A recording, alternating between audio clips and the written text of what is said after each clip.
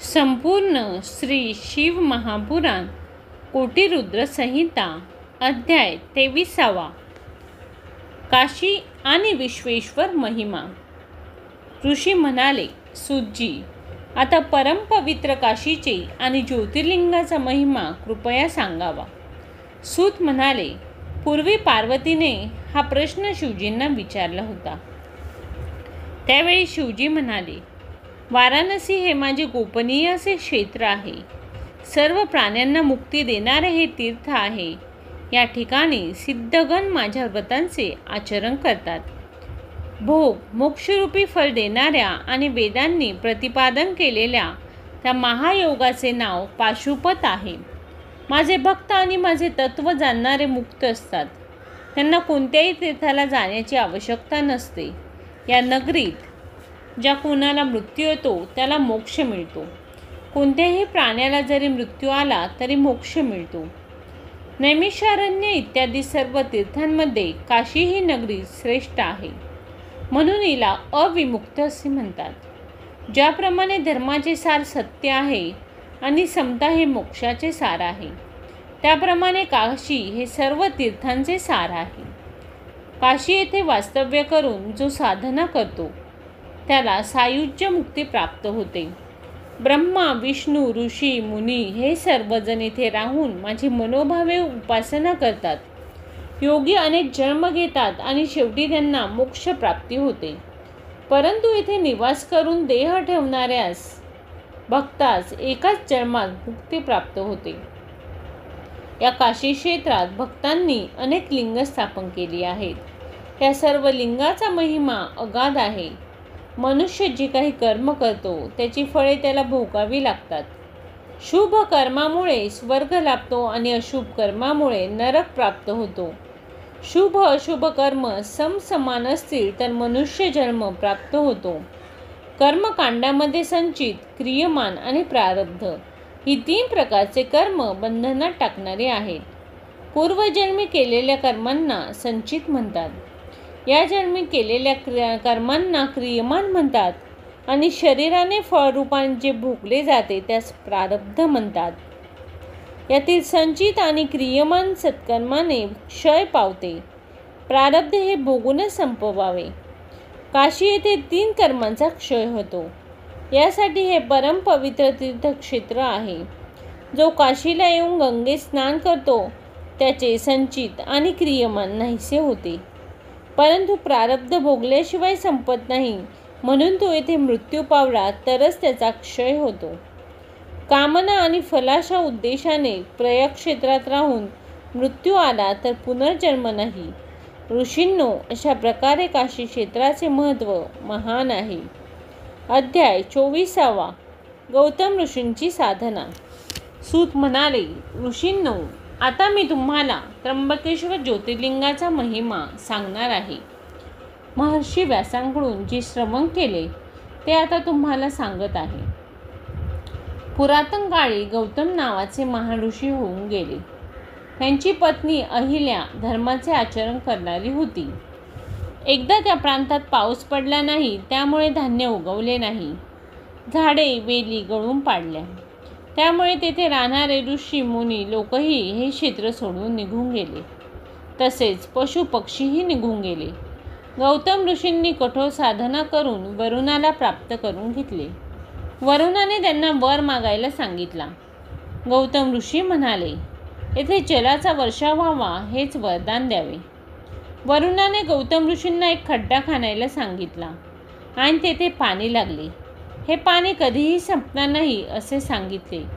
तसेच हे पाणी तुमच्या नावाने प्रसिद्ध होईल म्हणून सांगितले. गौतम ऋषींनी जलाची व्यवस्था केल्यामुळे त्यांना हात जोडले. जलाची सोय झाल्यामुळे गौतमांचे नित्यनियम सुरू झाले. शेती वाढू लागली. झाडे वेली टवटवीत झाली. त्यामुळे गेलेले लोक पशु पक्षी परत आले. गौतम ऋषींच्या प्रभावाने वन पुन्हा फुलले. अध्याय 25. गौतम ऋषींवर केलेले मिथ्या आरोप. सूत म्हणाले, ऋषीजन हो, गौतम ऋषींनी पाणी निर्माण केले. त्यांनी पत्नी अहिलेला कमंडलू घेऊन पाणी आणायला सांगितले. त्यावेळी पाणी नेण्यासाठी ऋषी स्त्रिया आल्या होत्या. त्यांनी अहिलेला पाणी घेण्यास विलंब लावला. घरी जाऊन ऋषी पत्नींनी अहिलेच्या विरुद्ध सांगितले. इतर ऋषी क्रोधायमान झाले. त्यांनी गणेशाची आराधना केली. गणेश प्रसन्न झाले. ऋषींनी गौतमांना गावाच्या बाहेर पाठवावे अशी गणपतीला विनंती केली. गणपतींनी सांगितले, हे योग्य नाही, पण ऋषी ऐकला तयार नाही. गणेशाने गायीचे रूप घेतले. गौतमांच्या शीताची नासधूस केली. गौतम ऋषींनी गवताच्या पेंडीने गायीला मारले, पण त्यामुळे गाय मृत्यू पावली. इतर ऋषींनी गौतमांना महापातक लावले म्हणून सांगितले. त्यामुळे गौतमांना आणि अहिलेला गाव सोडून जावे लागले. गौतमांनी ऋषींना विचारले की गोहत्येचे पातक दूर होण्यासाठी काय करावे. ऋषींनी सांगितले की ब्रह्मगिरीच्या डोंगराला 101 प्रदक्षिणा घाला. पृथ्वीला 3 वेळा प्रदक्षिणा घाला. गंगेमध्ये स्नान करून पार्थिव लिंगे तयार करून त्याची पूजा करा. त्याप्रमाणे गौतम आणि अहिलेने पूजा केली. अध्याय 26. त्र्यंबकेश्वर ज्योतिर्लिंग आणि गंगेचे प्रकटीकरण. सूत म्हणाले, ऋषीजन हो, गोहत्या पातकापासून मुक्त होण्यासाठी गौतम ऋषींनी आपल्या पत्नीबरोबर कठोर साधना केली. भगवान शंकर आपल्या गणांसह प्रकट झाले. त्यांनी गौतम ऋषींना विचारले की तुम्हाला कोणता वर पाहिजे ते सांगा. तुमच्या हातून गोहत्या झाली नाही. तुमच्या विरुद्ध असणाऱ्या ऋषींनी ही हत्या मुद्दाम घडवून आणली. तुमचा काही दोष नाही. गौतम ऋषी म्हणाले, माझ्या विरुद्ध ऋषींनी ही घटना घडवून आणली असली तरी त्यांच्यामुळे आज तुमचे दर्शन झाले. आता सर्वांना पावन करणारी गंगा पृथ्वीवर आणा, हीच तुमच्या चरणी प्रार्थना. शिवजींच्या आज्ञेने स्त्रीरूपी गंगा प्रकट झाली. त्या गंगेमुळे गौतमांचे पाप नाहीसे झाले. शिवजींनी गंगेला पृथ्वीवर राहून अनेकांच्या पापांचा नाश करायला सांगितले.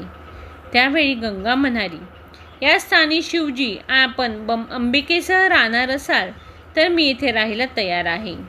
शिवजींनी ते मान्य केले आणि शिवजी म्हणाले, इतर तीर्थे देखील गुरूंनी सिंह राशीत प्रवेश केला की तेथे असेपर्यंत तीर्थे देखील येथे येतील.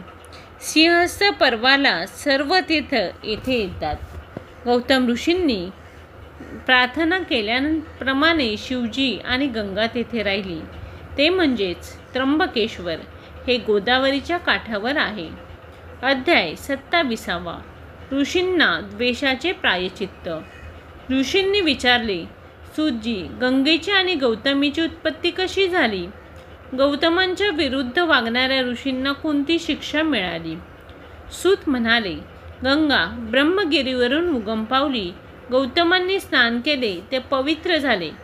गौतमांच्या विरुद्ध असणाऱ्या ऋषींनी ही बातमी कळताच ते गंगेत स्नानासाठी आले.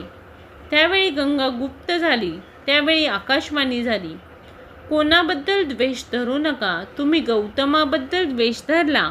आता ब्रह्मगिरीला 108 वेळा प्रदक्षिणा घाला. मनात द्वेष असणाऱ्या ऋषींनी गौतम मुनींचे पाय धरले. गौतम ऋषी म्हणाले, मी शिवभक्तीत रंगून गेलो असताना आपण माझ्या हातून मुद्दाम खोटी गोहत्या का घडवली? आता शिवजी तुम्हाला माफ करणार नाहीत. तुम्हाला वेदज्ञान प्राप्त होणार नाही. तुमच्या पुढील काळात देखील शिवभक्ती राहणार नाही. द्वेष ही सर्वात वाईट गोष्ट आहे. अध्याय 28.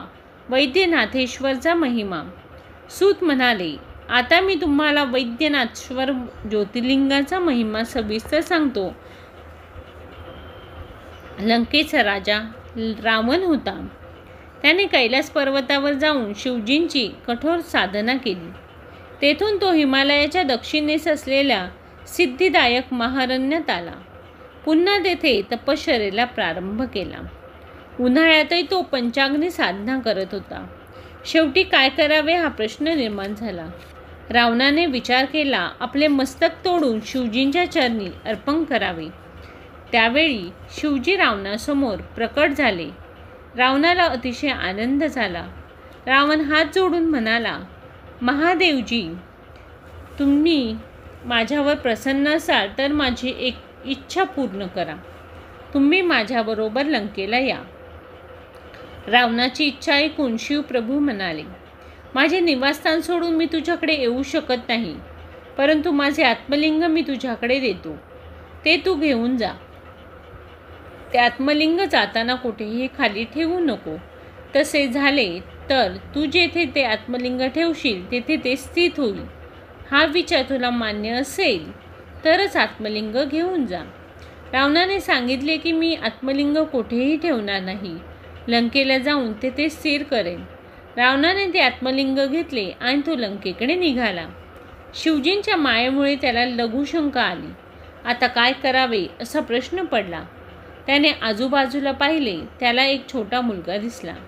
त्याने शिवलिंग त्या मुलाच्या हातात दिले आणि सांगितले, मी थोड्याच वेळात येतो, तोपर्यंत तू हे आत्मलिंग हातात धर. मुलाने मान्य केले आणि रावणाने ते आत्मलिंग त्या मुलाच्या हातात दिले. रावणाला यायला थोडा उशीर झाला. मुलाला आत्मलिंगाचा भार सहन होईना. मुलाने ते आत्मलिंग जमिनीवर ठेवले. थोड्या वेळात रावण आला. त्याने आत्मलिंग उचलण्याचा प्रयत्न केला, परंतु त्याला काही उचलता येईना.